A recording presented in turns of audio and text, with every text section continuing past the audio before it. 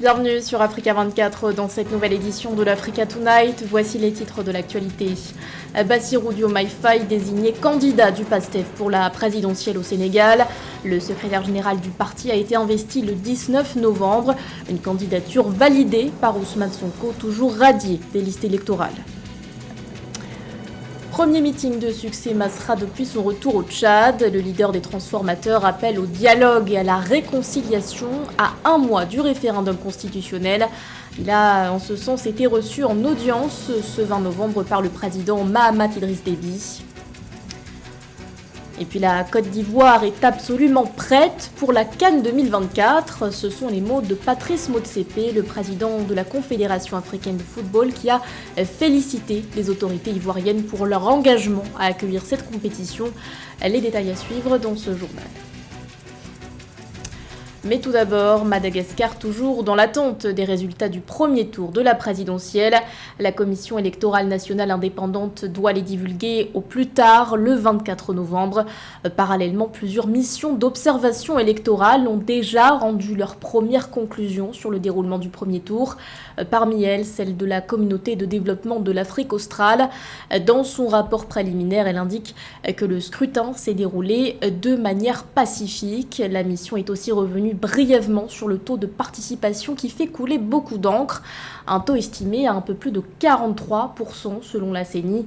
Cette forte abstention peut s'expliquer par l'appel au boycott lancé par l'opposition. L'opposition qui appelle par ailleurs ses partisans à de nouvelles mobilisations en vue de poursuivre le combat.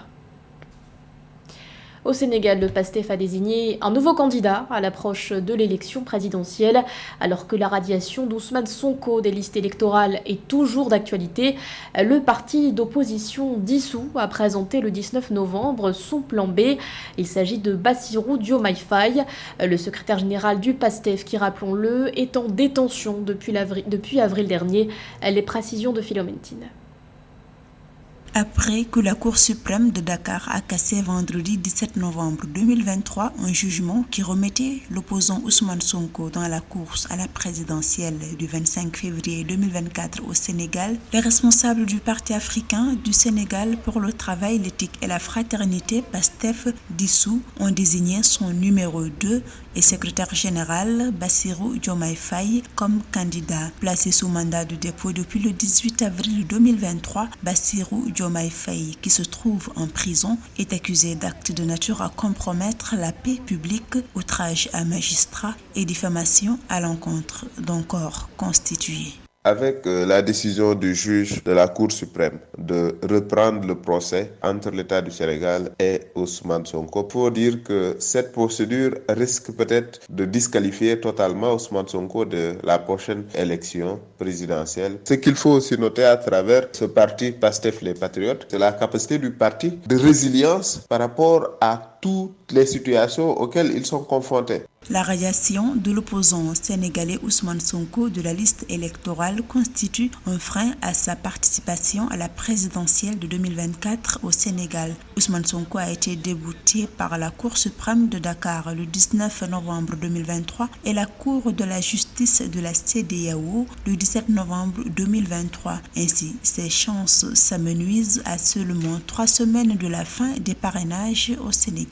Bassirou Diomaye Faye, ce qu'il faut noter, c'est que c'est au haut cadre de l'administration sénégalaise, un inspecteur des impôts et domaines, tout comme d'ailleurs le candidat choisi par le camp présidentiel. Bassirou est quelqu'un qui est très apprécié au Sénégal, ce qui a fait que son choix a suscité énormément de sympathie chez les militants, mais aussi chez beaucoup de Sénégalais qui peut-être attendaient à ce que, à défaut d'avoir Ousmane Sonko, qu'on puisse choisir quelqu'un, mais pour porter le drapeau de PASTEF à la prochaine présidentielle. L'opposant sénégalais Ousmane Sonko est inculpé d'appel à l'insurrection, d'association de malfaiteurs en lien avec une entreprise terroriste et d'atteinte à la sûreté de l'État depuis le 31 juillet 2023. Il est placé en détention depuis le 28 juillet 2023. Dans l'actualité également, des désistements à l'approche de l'élection présidentielle en République démocratique du Congo. À un mois du scrutin prévu le 20 décembre prochain, Seth Kikouni et Franck Diongo se sont retirés de la course au fauteuil présidentiel. Un désistement en faveur de Moïse Katumbi, ancien gouverneur de la province du Katanga. L'ancien Premier ministre Augustin Matata Ponyo a lui aussi décidé de se rallier au camp Katumbi, un désistement annoncé après les négociations de l'opposition tenues à Pretoria en Afrique du Sud. Pendant une semaine, des pourparlers étaient orchestrés par l'ONG In Transformation Initiative en présence des représentants de Martin Fayulu, Délice Sanga, Denis Mukwege et Moïse Katumbi. Objectif, tenter de présenter une candidature commune face au président sortant Félix Tshisekedi. L'actualité, c'est aussi le premier meeting de Succès Masra depuis son retour au Tchad. Le 19 novembre, le leader des transformateurs s'est exprimé devant ses partisans au siège de son parti. Un discours durant lequel il a notamment rendu hommage aux victimes de la répression des manifestations du 20 octobre 2022, mobilisation après lesquelles il avait fui le pays. Désormais, l'opposant prône le dialogue et la réconciliation. Il a d'ailleurs à ce propos été reçu ce 20 novembre par le président de transition Mahamat Idriss Déby. Écoutons-le. Pour donner suite à l'accord de réconciliation de Kinshasa, nous avons rencontré le président de transition au palais Toumaï ce jour, en présence de l'envoyé spécial du président facilitateur de la CEEAC. Dans la bonne foi et avec espérance, dans un Tchad réconcilié, dans la justice et l'égalité, nous poursuivrons le dialogue avec tous pour le respect de cet accord pro-démocratie afin de permettre un atterrissage en douceur de la transition au bénéfice de notre peuple. Les chiffres sont encourageants pour le secteur des télécommunications en Côte d'Ivoire. Au cours du deuxième trimestre 2023, le secteur a réalisé un chiffre d'affaires de plus de 310 milliards de francs CFA selon les données de l'autorité de régulation des télécommunications. Des statistiques en hausse de 4,91% par rapport à la même période en 2022. Cher Omar Kamara. Selon les statistiques officielles du régulateur sectoriel ARTC, le secteur des télécommunications en Côte d'Ivoire a réalisé un chiffre d'affaires de 310,63 milliards de francs CFA au deuxième trimestre 2023, enregistrant une légère hausse de 4,91% sur un an. Cette croissance des revenus a été principalement portée par les trois principaux acteurs du secteur, à savoir Orange, MTN et Move. Cette augmentation du chiffre d'affaires est également le reflet des investissements continus et des efforts déployés par les opérateurs de télécommunications pour améliorer l'accessibilité et la qualité des services offerts aux consommateurs. Structurellement, il y a eu une rude concurrence entre les grands acteurs des télécoms qui ont fait la chasse aux nouveaux clients, bien sûr. On note quand même avant tout qu'il y avait déjà eu une baisse des prix des data mobiles ou Internet mobile après l'intervention des consommateurs même et celle du régulateur pour favoriser le taux de pénétration Internet dans le pays qui est relativement bas et surtout permettre l'inclusion face à l'utilisation des services. Le secteur des télécommunications, il contribue quand même à plus de 10% du PIB ivoirien, alors sa performance, elle est très importante. La RTC a également indiqué que les services Internet et mobile money ont augmenté leurs revenus avec une hausse significative de 11% à 117,113 milliards de francs CFA et de 18,94% à 10,26 milliards de francs CFA. Toutefois, le segment voix a enregistré une baisse de ses revenus de 7,8%, atteignant 115 milliards de francs CFA au deuxième trimestre 2023. Orange se présente comme l'opérateur de télécom qui a le plus de parts de marché. Par exemple, dans la téléphonie mobile, que ce soit concernant le nombre d'abonnés mobiles, le nombre d'abonnés mobile money et même les investissements qui en découlent. Selon les chiffres fournis par la direction en charge des prévisions et des politiques statistiques économiques du ministère ivoirien de l'économie, les recettes cumulées du secteur au premier semestre 2023 se sont élevées à 616,14 milliards de francs CFA. On reste en Côte d'Ivoire qui se prépare à abriter la prochaine Coupe d'Afrique des Nations de football. À l'approche de cette compétition prévue en janvier prochain, le président de la CAF, Patrice Motsepe, s'est entretenu le 18 novembre avec le Premier ministre ivoirien Robert Begré-Mambé. Rencontre à l'issue de laquelle il a déclaré que le pays hôte est absolument prêt à accueillir la CAN. Samantha Saderou Sabubanga. Reçu le 18 novembre 2023 en audience par le Premier ministre, ministre des Sports et du cadre de vie, Robert Begré-Mombé, le président de la Confédération africaine de football CAF, Patrice Motsepe, s'est félicité de l'engagement avec lequel les autorités ivoiriennes conduisent les préparatifs de l'organisation de la Coupe d'Afrique des Nations de football 2023. Je voudrais que le monde entier voie ces magnifiques réalisations et que plus personne ne me pose la question de savoir si la Côte d'Ivoire est prête pour l'organisation de la CAN. La Côte d'Ivoire est absolument prête. Elle est le plan A, le plan B et le plan Z.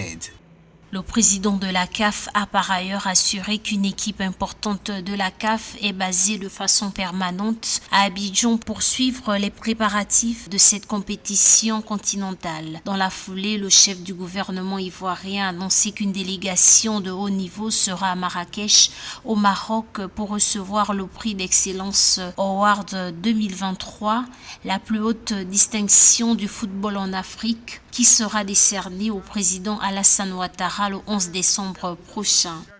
La déclaration de Patrice Motsepe est très optimiste et très encourageante. Rien à voir avec ce qui s'était passé avant la CAN précédente au Cameroun, où il y avait des doutes sur la capacité de ce pays d'Afrique centrale d'organiser la compétition jusqu'à très tard, jusqu'au dernier jour avant cette CAN. Et il avait fallu à l'époque que Patrice Motsepe ait des discours rassurants. Cette fois-ci, ça n'a rien à voir. La Côte d'Ivoire est prête. Les infrastructures sont là, il reste encore quelques détails par-ci par-là au niveau des accès au stade par exemple, au niveau de la gestion des flux, mais en tout cas au niveau des infrastructures, tout est prêt. Le discours de Patrice Motsepe se veut rassurant, sachant qu'il y avait des polémiques également autour du stade des Bimpe. Souvenez-vous, au mois de septembre, lors de ce match amical qui avait dû être arrêté face au Mali, les pluies diluviennes avaient noyé le stade, et ça avait été inacceptable. D'ailleurs, il y a eu un grand ménage au sein du gouvernement et au sein de la fédération à la suite de cette publicité négative pour la Côte d'Ivoire.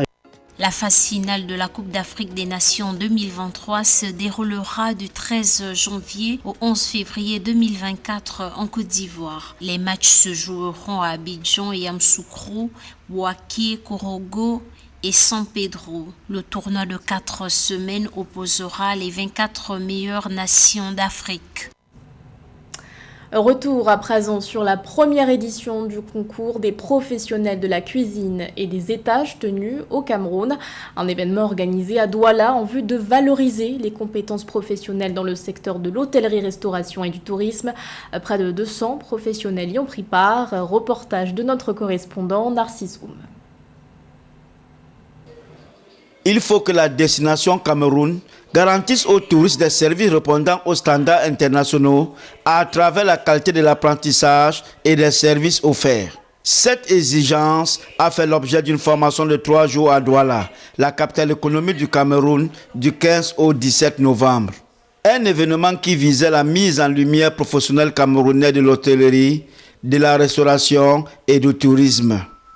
Le thème de cet événement, comme vous le disiez, la valorisation des compétences professionnelles. On ne cherche pas à savoir qui cuisine le mieux. On ne cherche pas à savoir qui fait mieux sa chambre. On cherche à savoir qui a des compétences, qui a la pratique et qui a la base en fait. Et pouvoir transmettre. Parce que ces personnes vont travailler avec des personnes qu'elles ne connaissent pas. Donc le résultat, c'est ensemble. Cette première édition du concours des professionnels de la cuisine et des étages a réuni près de 200 professionnels du secteur du tourisme et de l'hôtellerie autour d'une évaluation pour renforcer davantage la professionnalisation des formations. On a encore du mal à valoriser les produits du terroir, le produit du Cameroun. On est encore sur la basquaise, Dijon, carbonara. Non. Aujourd'hui, il est temps, on peut créer sa gastronomie avec les produits du terroir et valoriser le plantain pilé, je ne sais pas moi, le coquille. Mais il suffit juste de travailler le produit et de créer le produit. Pendant 3 jours, les participants ont assisté aux rencontres business to business avec les prestataires fournisseurs de choix, aux évaluations théoriques et surtout aux évaluations pratiques avec 7 participants pour la cuisine et 5 pour les étages, se faisant évaluer par les professionnels à la matière. Alors là, je crois qu'elles ont commencé par faire le nettoyage du sol pour être sûr qu'il n'y ait pas de saleté qui arrive sur les draps. Et là, elles sont en train de faire le lit au carré, avec la méthode au carré, je pense. Donc on va voir, là c'est une étape importante. Avec le linge, vérifier que le linge est propre, le nouveau linge de lit est très propre, et pouvoir l'installer sans plis, avec les bons angles, les bons plis. Donc. Et les critères du concours de cuisine d'aujourd'hui, je vais parler du côté pratique, étaient basés sur l'organisation, le timing, la créativité et l'organisation au poste de travail. Au final, ce sont les dames Éléonore Ngayep et Valérie Eyokol qui ont remporté respectivement les prix de la bonne cuisine et les étages. C'était le journal de la rédaction. Merci de l'avoir suivi. L'actualité continue sur Africa 24.